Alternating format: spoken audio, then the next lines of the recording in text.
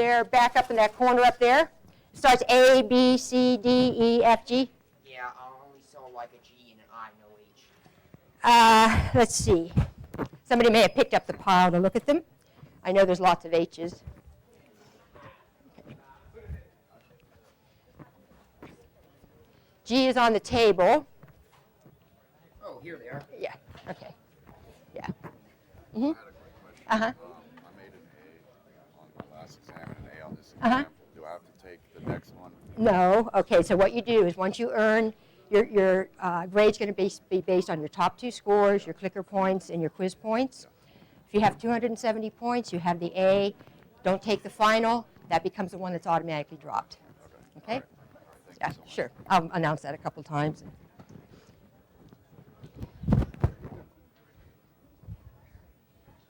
Okay, ends are up here in case anybody's looking.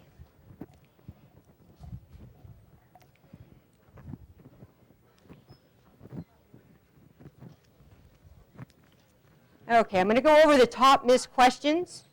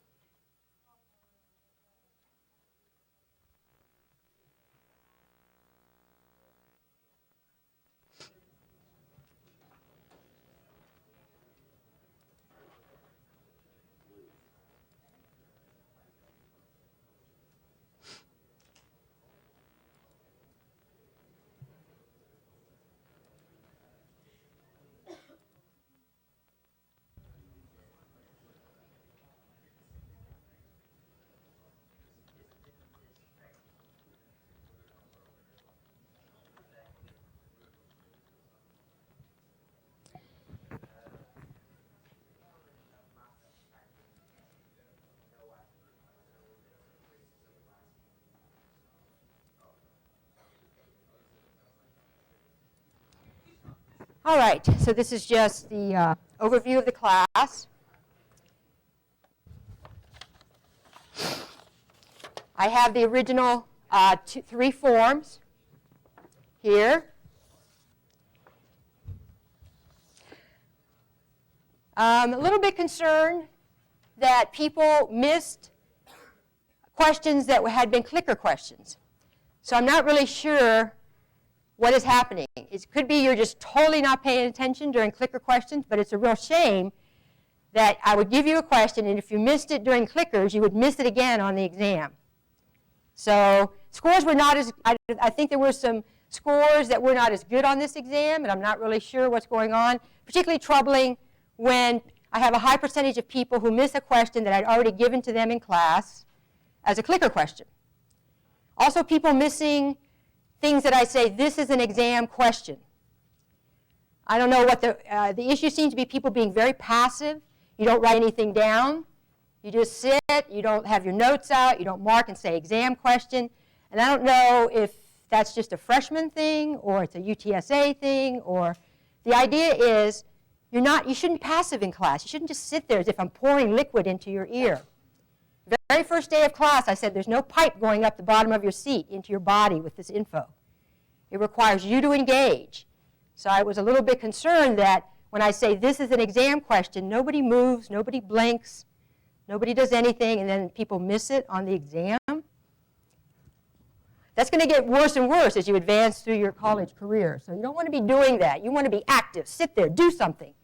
Pay attention. Scribble on your notes. Draw something. Draw me. Draw a sketch of me. Go, ha-ha, she's her something or other. Her pants don't match or her shoes don't match, which I did the other day. I had a suede and a leather shoe on. Nobody noticed, but it's too dark when I put them on. All right, so what I'm going to do here is, if you have test form B, it's number 3, A, 43, test form C, 43, what chemicals in cigarette smoke are carcinogens that increase the risk for lung cancer? Those are the nitrosamines. These are compounds that are only found in cigarette smoke, so it's actually not so much an issue with people who are smoking marijuana. And I explain what carcinogens mean. These nitrosamines also cause a problem if you chew tobacco, causing increased risk of cancer for throat, mouth, lungs.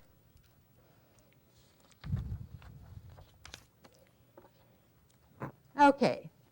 I explained this many times. The main cause of death during a heroin overdose is severe respiratory depression. This was a clicker question, so I'm surprised that so many people missed it. Either, I don't know if people aren't doing the clickers or they're not paying attention. So what happens is you stop breathing. You're not getting enough oxygen into your blood to support your brain. So you're blue. If you find somebody, they're blue. Put your ear to their chest. You hear that gurgling as fluid collects in their air sacs. They need help immediately. They need a heroin, they need an opioid antagonist like Narcan to save them. Okay, test form B is 14, A is 14, C is 14. Which of the following is not associated with cocaine overdose? Chest pain, yes. Strong heartbeat, yes. You feel like your heart's going to come out of your chest. Hyperventilation, yes. I was up here demonstrating it for you like I was having a cocaine overdose. Constricted pupils, that's very much a downer effect. Okay? So if you list, one of the ways to study is say, okay, can I name the symptoms of cocaine overdose? Rattle them off. Constricted pupils is not one of them. That's the side effect of downers. Okay, and that was also a clicker question. Which of the following drugs is a long-lasting opioid taken orally to reduce heroin craving and withdrawal? That's methadone. For heroin, you're on this 4 times a day, 6-hour cycle, because it's pretty rapidly a metabolized drug. Methadone you can take once a day. It's long-acting. You don't get a buzz from it. You can probably go to the clinic once a day, get your pill. And it's trying to get people off of that extreme heroin cycle. Okay, B, number 27, A, number 27, C, number 47. This was also a clicker question. In 1960, the very first benzodiazepine became available. People have been stuck with barbiturates up until now. And the treatment of anxiety was changed forever. What drug was that? Was Librium. If you couldn't remember chlorodiazepoxide, you could remember Librium. Came out in 1960. 3 years later, its cousin came out, Valium, diazepam Valium. Okay. So I think people remember this as a clicker question, I believe. Okay. Okay.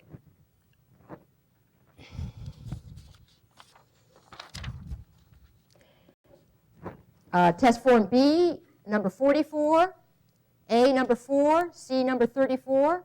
To give someone a Mickey Finn in the late 1800s. It was a kind of a street name. I talked about people opening a ring and dropping stuff into people's drink to knock them out. What was that sedative? It was chloral hydrate. Foraldehyde was a failed attempt to help alcoholics.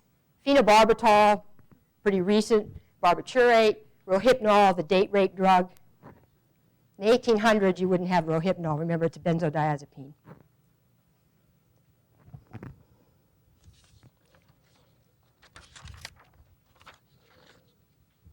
Okay. A person going through heroin withdrawal will display which of the following symptoms? So you've got a list. What are heroin withdrawal symptoms? Diarrhea, bone and joint pain, clammy skin, goosebumps. You feel like you have the flu. So constricted pupils and constipation are side effects. So if you name the withdrawal symptoms, you're all set here. Remember, withdrawal symptoms are the opposite of what the drug does.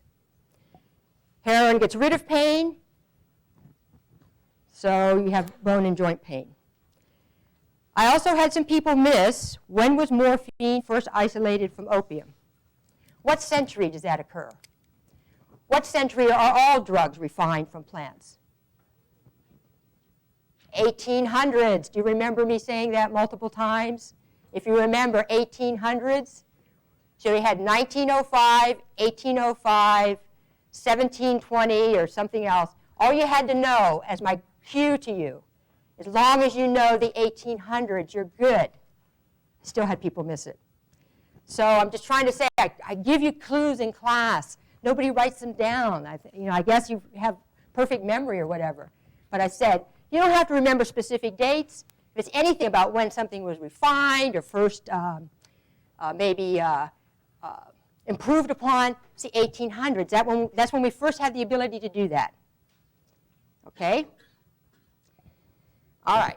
So I will leave a little time for people to look at these. Of course, your PAR scores are yours to keep. If we go to your Blackboard, just to remind you, you have your quizzes online. Whoops, that's not the one I wanted. Answer keys, here we are. So here's your different answer keys. You can sit later on when you have more time and carefully look at these, mark yours up so you know exactly what your scores are.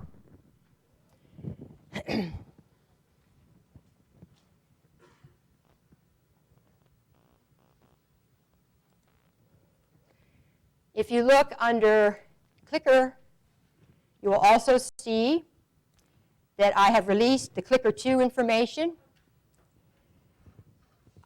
So your Clicker 1 points were your Clicker points that you accumulated for February. That could be a total possible of 12.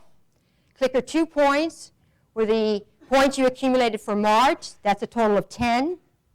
So that leaves April. You have a possible 8 points to earn in April, which will get you to your 30 points that you're allowed to count towards your point total for the grade. 30 points is about 10% of the possible 300 that you can count as class participation. So I want to go back on this and check here. If you go to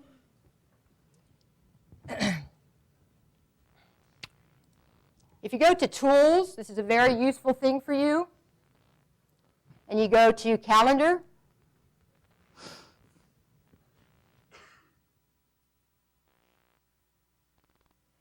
in April, I know this isn't very big for you to see, but if you just recognize that you can do this on your own, you will see that here's your exam 2. Clicker points for April, 1 point, 2 points, 1 point, 2 points, 1 point, and as of Monday, the 14th, you can get your 30 points. Monday, April 14th, you can accumulate your 30 points for clickers. Then I will have extra clicker sessions on the 16th, the 18th, the 21st, the 23rd, and the 25th, as I promised you. So they'll be worth a combination of either 2 points, 1 point, 1 point, 2 point, 1 point, 2 point. So I promised you that you don't have to worry if you forget your clicker one time or something like that. You'll have opportunities to fill in those extra points. Okay. So you will also see what I'll be providing you with is starting on April 20th, running through the 27th. I haven't marked it here. I will open up all the quizzes for people who have missed deadlines and have not completed the quizzes. Okay. So you'll see that, and I will make an announcement. I will send a blanket email information on that. You don't have to respond to that email. It's just going to be an announcement that I send out to everyone in the class via email. So from the 20th to the 27th, all of the questions will be open. Some people are defeating the purpose of the quizzes, which is to kind of get you into the book, complete the quizzes before you take an exam, so you have a better background and understanding of the drugs. I notice some people don't seem to be doing any of the quizzes. I guess they're going to wait until the 20th here. It's kind of defeating the whole purpose, whatever. So they'll all be open. So remember, on the 6th, your Chapter 5 quizzes are due. I'll open up the Chapter 6 quizzes over the weekend. You'll have Chapter 6 quizzes that will be due on the 13th. And that leaves one more quiz to bring us up to the total 70 points in quizzes that you have available to you. So I've got several options. I'm going to look through some information I have. It's not going to be on the exam, but I might do it. There's some interesting things in Chapter 7 about steroids that some people have been interested in terms of how exactly they produce their effects in the brain and in the body. So there might be a quiz that'll be, will be one more quiz that'll be opening up on the 20th. That's your last one. it'll be available, as all of them will be available during this week. So look at your point total. And let me help some people here. I've had a few questions.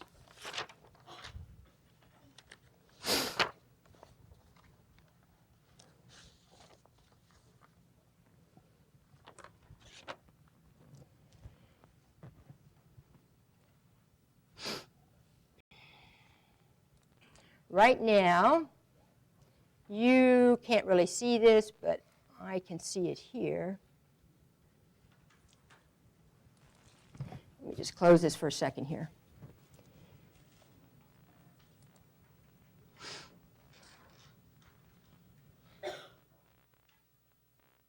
Okay. For you guys, what you have so far as a possible total is 277. Okay, so that's what your total is. So you're going to have 8 more possible clicker points for April. You're going to have chapters 6, 15 more quiz points. And let's see. I'm missing something else. Chapter 6, Chapter 7. No, I guess that's it. And that gives you 300.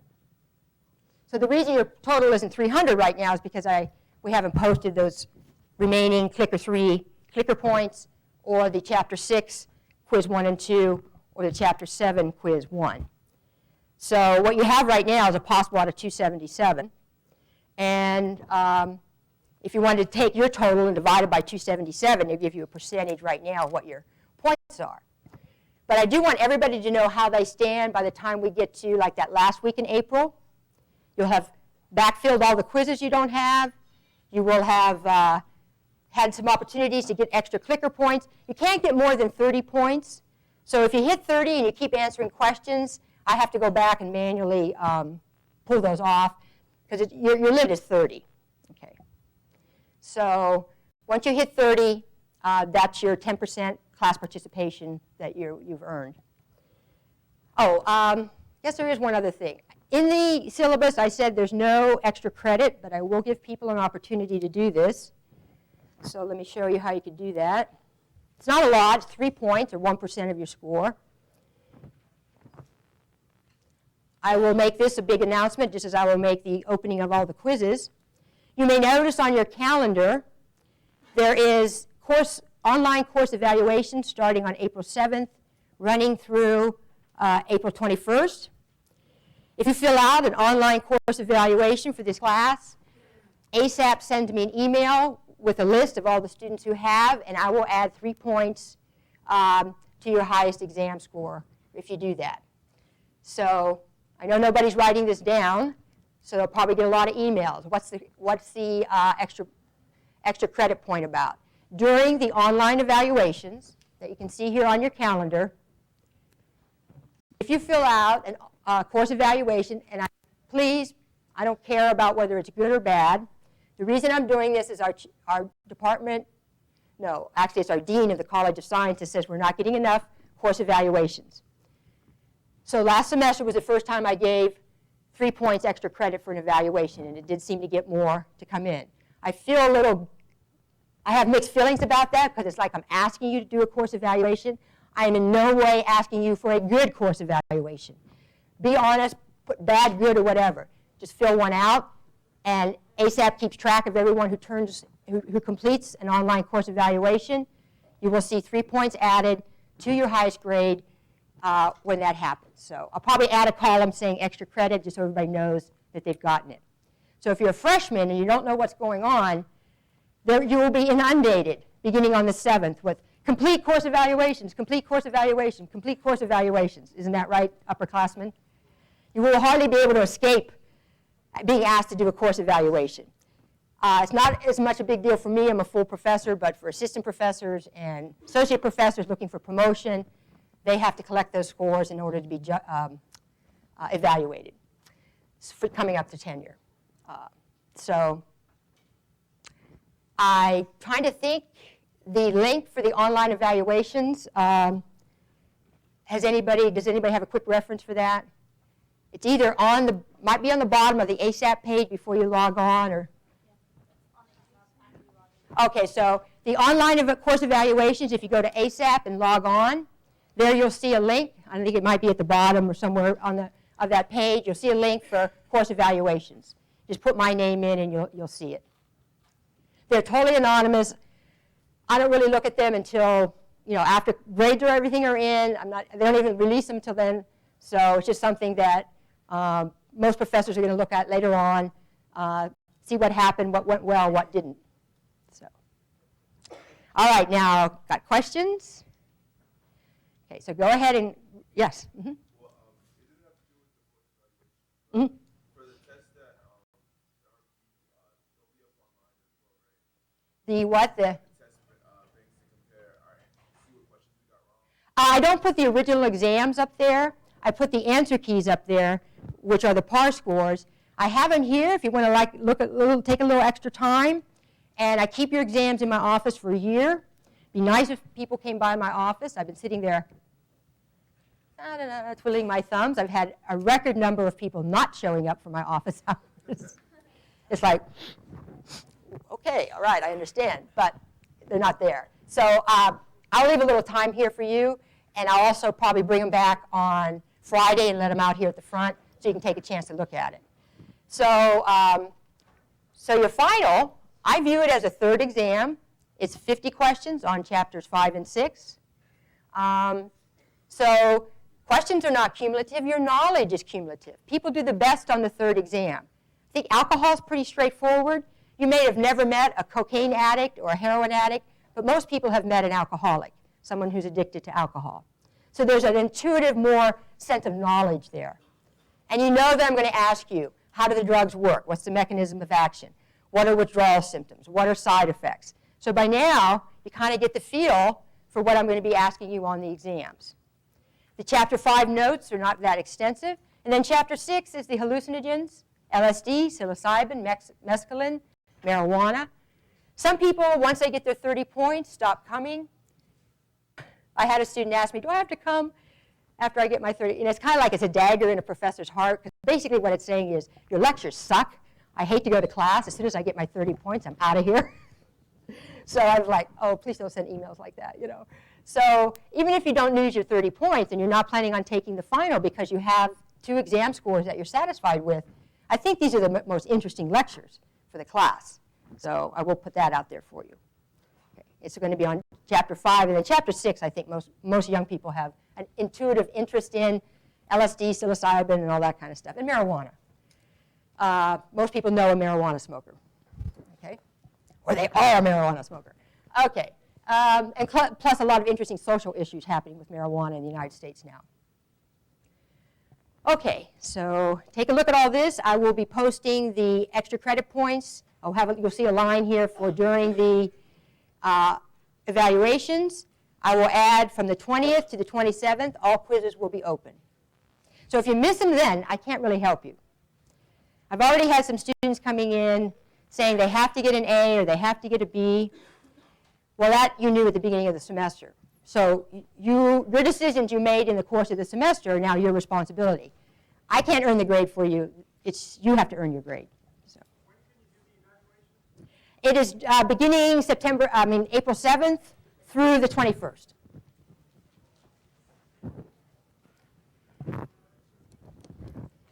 All right, I'm just going to do a quick introduction to alcohol. I'll ask your clicker question for today.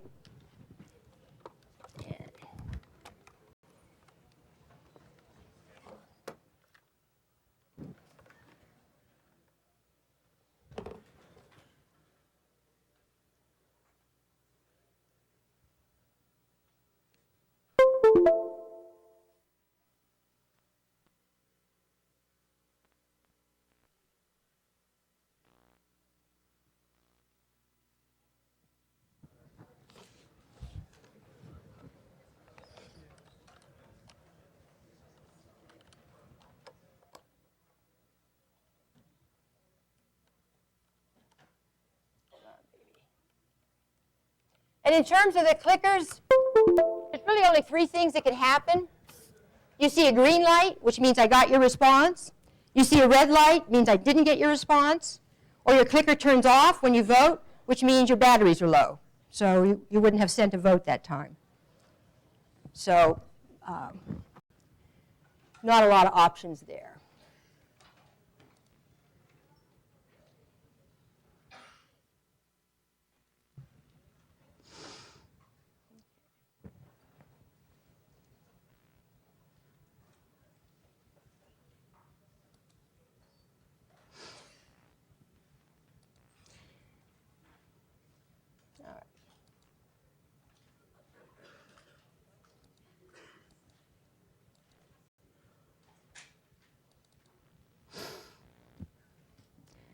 All right, chapter 5, kind of an interesting drug, alcohol.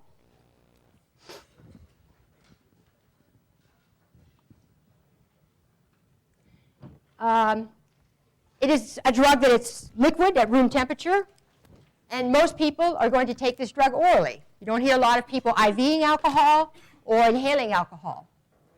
So one thing that's very important for you to know is that all the alcohol that I will talk about is ethyl alcohol. If you get it in big jugs, sometimes manufactured as grain alcohol. We used to have big jugs of ethyl alcohol in the lab. You can use ethyl alcohol as a disinfectant. It kills bacteria. You can use ethyl alcohol in an engine to run a car. And people also drink ethyl alcohol to get intoxicated. So very unique. I haven't talked about any other drugs you can put in a car. It's not going to work with hashish. Can't drive that car on that. But this is an interesting drug. So I do mean only ethyl. If you drink something like methyl or isobutyl, like rubbing alcohol, very toxic. This is toxic enough, but you don't want to go the other ones. Exam question, this is the most widely abused psychoactive drug, and it is the oldest. It even outdates opium in terms of people using it. It is formed by a natural reaction in nature called fermentation. So I'm just going to show you a quick image here of fermentation. You have a solution which contains sugar. And that sugar can come from fruit, it can come from grain. And if this is a solution with sugar, you throw in some yeast. You can do a little arrow into there. And that's going to start the fermentation reaction. The yeast will eat the sugar.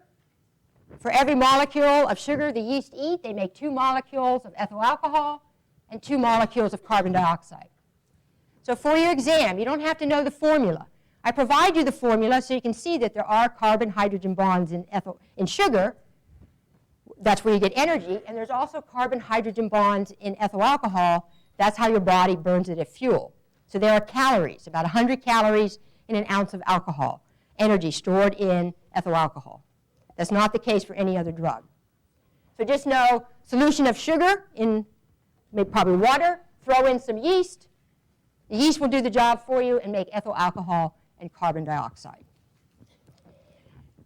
With fermentation, you can get up to about 14%, and then you're going to kill the yeast, so you can't get beyond that. So that's a limit. So for thousands of years, people just had fermentation. We don't know who the first human was who bent down and saw that there was some fruit that had been landed in a puddle of rain. Yeast are everywhere, and they sipped that solution that was ethanol, and that was the first Homo sapien who experienced the effect of ethanol. I'm sure it happened a long time ago. So about 14% are your limits. Different fermentation products can have different colors, flavors, aromas, and that's all from congeners. These are things that are left over from when you ferment. If it's fruit, it's the leftover parts of the fruit that the yeast, of course, wouldn't be eating. If it's beer, you can use grain, like barley, to make beer. That's going to have a distinctive congener to it. And you should know that if you have a bad reaction to some alcohol, that might be because you are actually allergic to some congener in there. So congeners can contribute to severity of hangovers. If you can't do red wine without getting a tremendous headache, that means you're allergic to a congener called tannin that's in red wine. It comes from the skin of the grape. If you can't do beer without bad headaches and feeling sick, it's because you're probably allergic to hops, which is an important flavoring in beer. So just remember that. The purest type of alcohol would be something that's clear, like vodka, where you haven't added any, there aren't any really congeners left in there. So if you have problems with drinking alcohol, that would be one, because it doesn't have the congeners, you may not have as bad a hangover, particularly if you're allergic to something that's there. Okay. That's actually enough of this. I want to introduce you to this chapter. I'm going to go ahead and set you up for your question.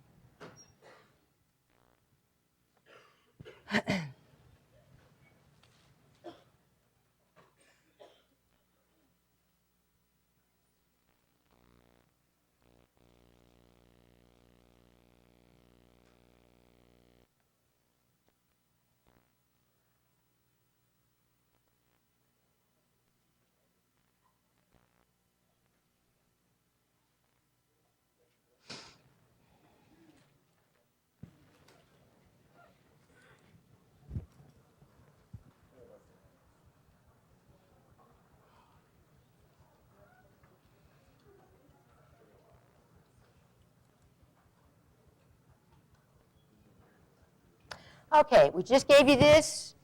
Oh, hang on, let me stop that. I was not happy with me doing this. I know, it's because it gave me that message saying unexpected problem occurred. So let me go ahead and...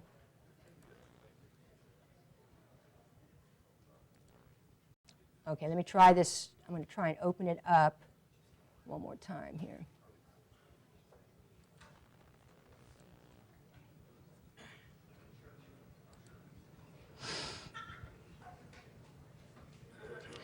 Every once in a while it gets a little unhappy.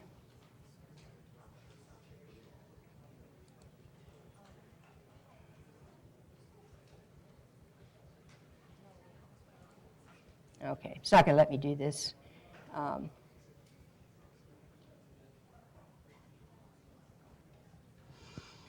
right, I'm going to have to ask you this question. I'll have to double up on Friday. It says here the application now is quitting because it's had a problem when I first opened it up. So let me go ahead and stop this. Sorry about that. It happens every once in a while.